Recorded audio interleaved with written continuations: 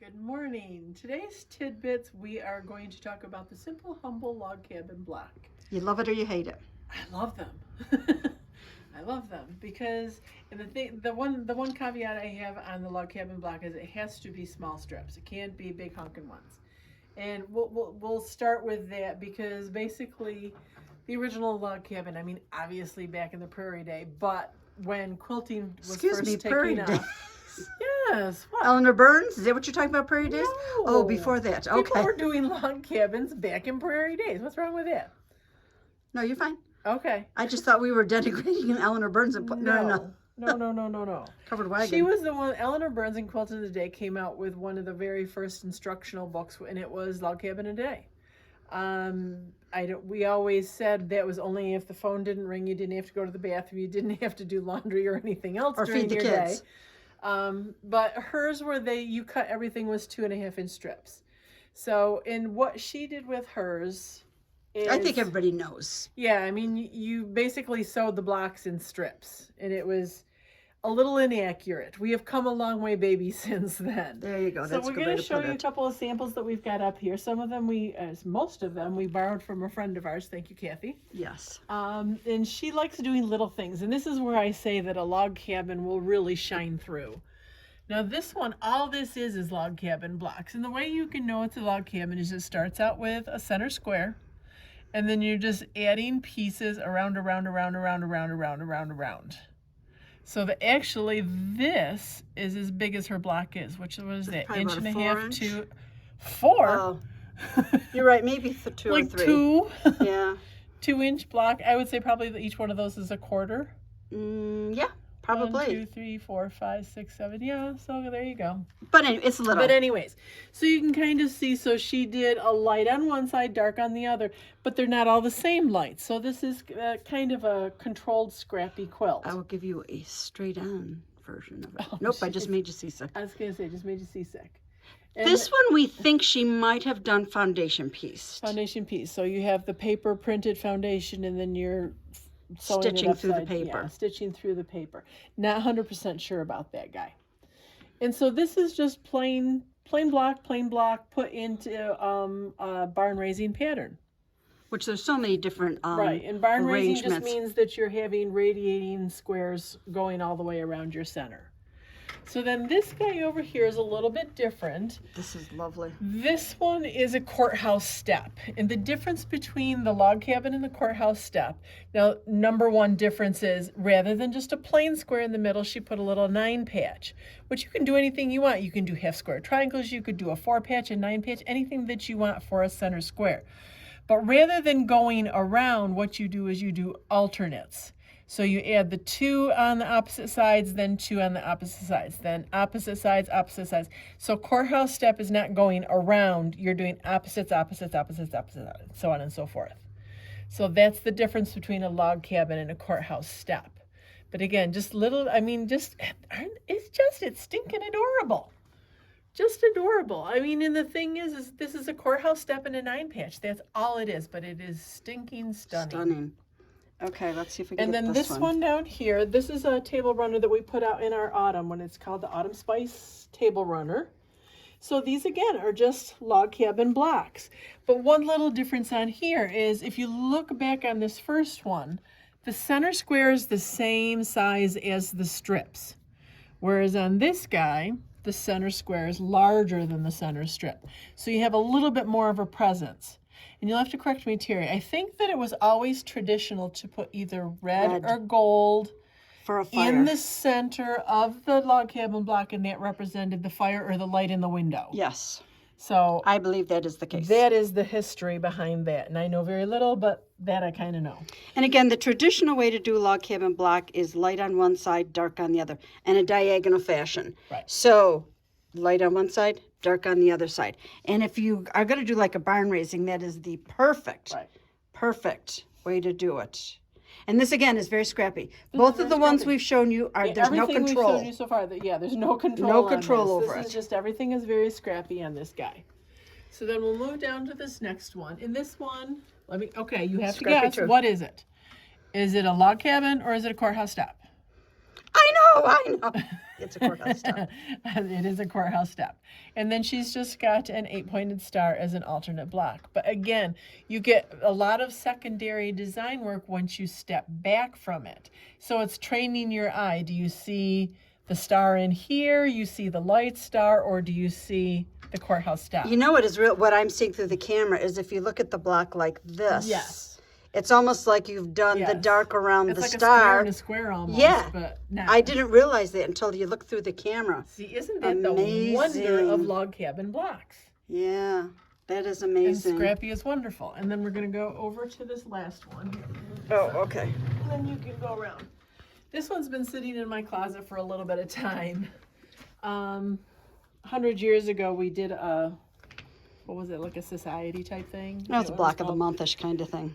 But it was a prairie women kind of a thing. So this has been sitting waiting. But again, this is probably the max size of the width of the log cabin strips That you I like. to like. That you like. Doesn't But mean you everybody get else so does. Much more, you get so much better design with it. Now And this again, is this is very scrappy. And this is a different layout. This is not your Right. barn raising. I Well, can't not the remember. barn raising. This you're getting almost like a circular pattern to it, the way that they are put together. Okay, so that's our little quilt show. So those are the little quilt show. So what we wanted to just talk to you real Can you quick pull it about. back? You want it back? Yes, please. That there's kind of two different ways that if you're going to do it kind of scrappy or planned, there's two ways I really like doing it. As we said, the Eleanor Burns way, she would put the blocks on a strip of fabric and then you would cut them even, which really kind of allowed your block to grow. It didn't keep not it grow to in the a good way. size. No, yeah, not grow in a good way. It didn't allow it, you weren't keeping it to the size that it needed to be. And I think that's probably where people got away from log cabin, because you would get not blocks that were square, but you'd have blocks that looked like Or this. hourglasses. Yes. Yeah. So here, this is one way that I do it. So if you're making blocks that are going to be all exactly the same, the fabrics are going to be in the same spot on every single one of the blocks. This is like the best way to do it. So show us the block, Marty, and So that's this what is you're the block. meaning. So it's what we did, and this is nice because log cabins, you really don't need a pattern for them. So this one, you can just take out of your scraps, or if you want. So we grabbed some Christmas fabrics this morning, and we cut the strips 1.5 inches, right? No. No? No, they will be 1.5 inches, but not to start with. I thought you cut them in half because they were finishing one. They are going to finish one, but that's not the first cut. The first cut is the wider cuts. Remember? Excuse us while we have a temporary. Do we have a public service announcement? All these strips, these are going to be 1 inch finished. They will be. When we cross cut them, they're 1.5. Yes, but okay. Yes. We're arguing the same point, coming at it from two different directions. Yeah, Marty's left hand, I'm right hand, and sometimes it goes up into our brain. And when she asks me to do something, I'm like, what the heck does she mean? Anyways, yes. they will finish out to be 1 inch block or 1 inch strips. 1 inch strips. So we're going to have a 9 inch finished we decided we block. wanted to go 4 lights, 4 darks, and then you've got your center square. Right. So what I like to do, and you can kind of see, just get your piece of paper out. So Teri kind of drew what the log cabin block was going to look at. You've got your light side and your dark side. You are so good. You stayed within the line and everything. I know, but look I did kind of pat out. I don't have a very square block. So then it's just a matter of starting. Okay, so these are going to be cut sizes. Cut sizes. So this is the center. So what we did is we didn't cut lengths. We just cut strips. Right. So your center is going to be the 1.5. And then the next piece that you add on is going to be the same size. So this piece right here. And then your next piece here, you've got to add, and it's really good if you start with a 1 inch finished, so 1.5 inch cut, because it's just a matter of stepping up, 1.5, 2.5, 3.5, 4.5, all the way up. And what I did, if you look at this, on my little chart here, I did 1A light, which point to Marty 1A. So this is going to be 1A. On my diagram. On your diagram. 1A. That's 1A light, then 1B light. Then you have 1A dark and 1B dark. And then you just keep going 2A, 2B, 2A, 2B. Around, around, right. around. Easy peasy. Very easy. So then so we're not really cutting strips. We're actually cutting the length of all of these logs. So, and then what you do is once you've got all of your widths cut, and so that's what we said. And you should have them so that two of them are on top of each other that are the same size. So those are the same, and then you've got the next light, and that's the same. And then you've got two the same, two the same, two the same, all the way up. And then when you cut it, it's always going to be the width of what your first strip is. Right. So if you cut this 1.5, then you're going to cut these 1.5. Yes. And then when you make that cut, that's a whole block. So that is one block. You set it aside. You can sit down and sew one block. Exactly. And out of a whole strip set of these, on these, Except for you took some parts out of it. Well, I did take some parts out of it. You're going to get probably 18 blocks out of just this one set. Right. And they're all pre-cut. So once you sit down and cut, and this is kind of the way that I do it. So you sew your first two together. Not a problem. But then what I do is I always take the one that I added on and I put it closest to me. So if Teri's doing the sewing on this. So it would be like that. Right. So like this one. This is my last one that I sewed on it. So I'm putting it close to me if Teri was sewing. Mm-hmm. And then your next one goes on like this. And the thing is too with and you notice they're fitting perfectly. And if it doesn't fit perfectly, something is awry. Right. Your seam allowance is either muxed up or your cutting is muxed up. Which leads me to another point. Make one block. Don't start all of them. Good point. Yes. You always want to go through and make one block to make sure that you have your seam allowance correct. Because you only want to fix one. You don't want to fix all 18 of them. And once you know where your seam allowance is, then you can just chain sew these guys. Because when I did it, all I did was I would flip it up, finger press it, and add the next piece on. And the thing is you want to make sure that you are starting even here, ending even down there. Don't let it do this because that's telling you that your seam allowance is off. And either that or your sewing is really awry. Right. And the thing is too, finger pressing, perfect for this technique. Yes. Yes. Wait until you get the whole block done. Right. Because you're always, when you finger press, you always finger press away from the center. Correct? Right. Yes. Yes. Yep. If you flip that over. There you go. Perfect. Everything goes away from the center. Block. You can't get much better than that, kids. Yeah. Really. So this is a way that you can do if all of the blocks are going to be exactly the same. I mean, and everything is precision at this point because you've cut the strips, you've cut the lengths, everything has to fit. But again, make one block at a time. Then if everything is going swimmingly, then just go in and start chain sewing. So then another project that I had been working on, and I do love me some log cabin. Marty does like log cabin. Good heavens. I do. This is a line of fabric that we had in, and it was I can't remember the name of it. It doesn't remember. Doesn't matter.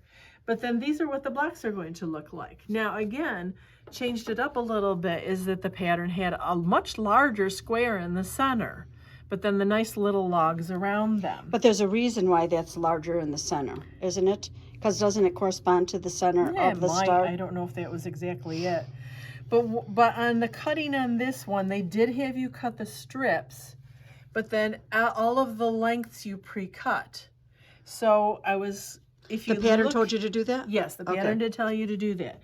So because this one is scrappy, that's part of the reason for doing it this way. But again, as long as I have my lengths cut, everything is going to come out the way it needs to be. So you can see this is going to be the dark side of my log cabin. The dark side of the moon. The dark side of the log cabin, and then I have my light side in here. So all I did was when I started out with my center square, I just made sure that I had a fabric that wasn't the same as that guy, added it on, and then added the next guy on. So you just randomly picked one? You randomly pick one. In this way, you can do this kind of a thing with your stash. Decide you want to make a Christmas table runner for underneath your TV table or fall. Yeah, we're still into fall. I keep jumping ahead to Christmas. But you can go ahead and start making strips or cutting your strips, whatever width you choose to. Little is better.